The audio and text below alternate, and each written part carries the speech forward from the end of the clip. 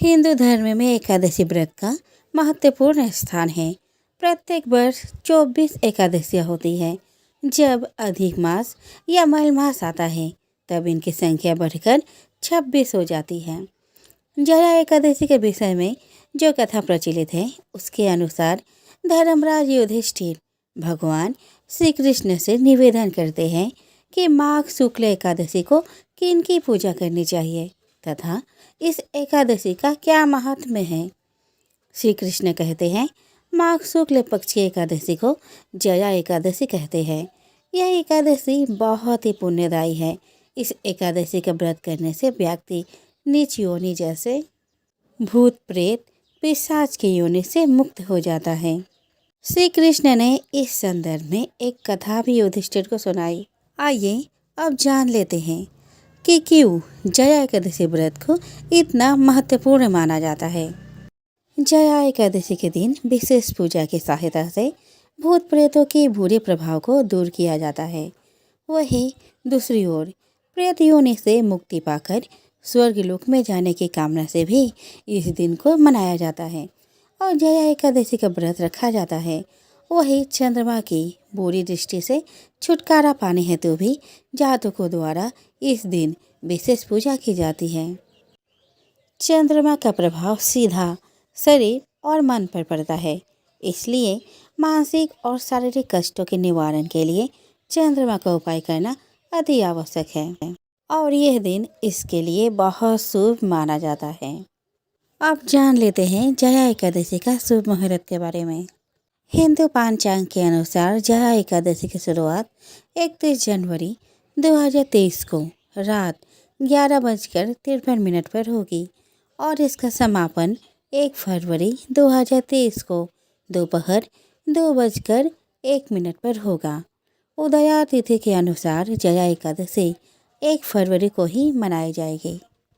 जया एकादशी का पारण 2 फरवरी 2023 सुबह 7:09 से सुबह 9:19 तक।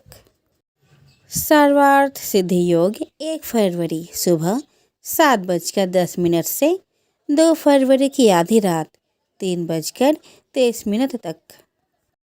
अब एक झलक डाल लेते हैं जया एकादशी की पूजन विधि पर।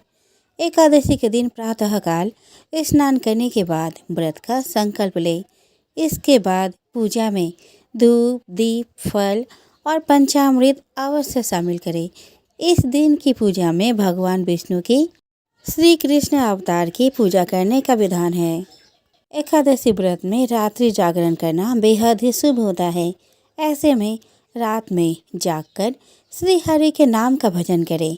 इसके बाद अगले दिन द्वादशी पर किसी जरूरतमंद व्यक्ति को भोजन कराएं, उन्हें दान दक्षिणा दें और उसके बाद ही अपने व्रत का पालन करें। इसके अलावा इस दिन ब्रह्मचर्य का पालन करना भी अनिवार्य होता है। जया एकादशी के दिन क्या करें और क्या ना करें।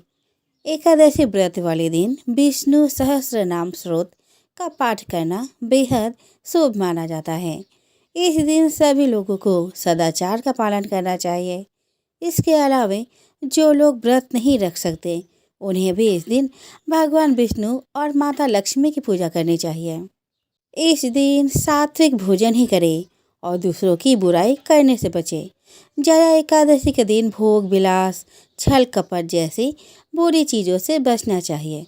इस दिन लहसुन प्याज बैंगन मांस मदिरा पान सुपारी तंबाकू इत्यादि खाने से भी परहेज करना चाहिए।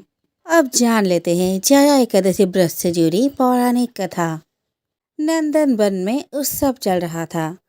इस उत्सव में सभी देवता सिद्ध संत और दिव्य पुरुष वर्तमान थे। उस समय गंधर्व गायन कर रहे थे और गंधर्व कन्याएं नृत्य प्रस्तुत कर रही थी।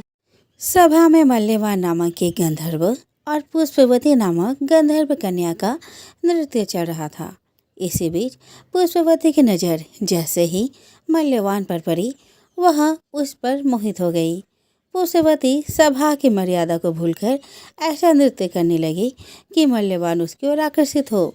मल्यवान गंधर्व कन्या की भंगिमा को देख सूध बूध खो बैठा और गायन की मर्यादा से भटक गया, जिससे सूर्यताल उसका साथ छोड़ गए।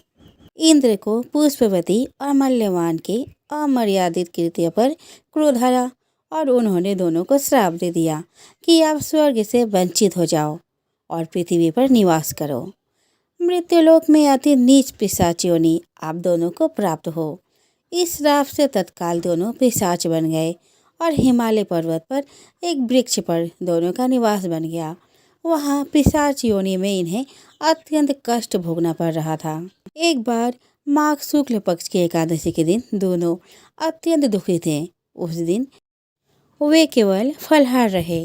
रात्रि के समय दोनों को बहुत ठंड लग रही थी, अतः दोनों रात भर साथ बैठकर जागते रहे।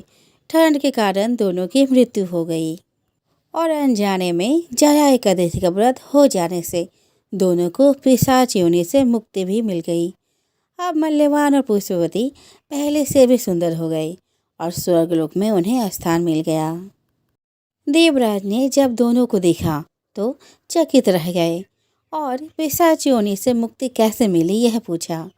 मल्यवान ने कहा, यह भगवान विष्णु की जया एकादशी का प्रभाव है। हम इस एकादशी के प्रभाव से पिशाच योनि से मुक्त हुए हैं। इंद्र इससे अति प्रसन्न हुए और कहा कि आप जगदीश्वर के भक्त हैं, इसीलिए आपसे मेरे लिए आदरणीय है। आप स्वर्ग में आनंद पूर्वक विहार करें। पौराणिक कथाओं के अनुसार जया एकादशी के दिन पवित्र मन में किसी प्रकार की द्वेष भावना नहीं लानी चाहिए और सच्चे मन से भगवान विष्णु की पूजा करनी चाहिए। मन में द्वेष, छल कपट, काम और वासना की भावना नहीं लानी चाहिए।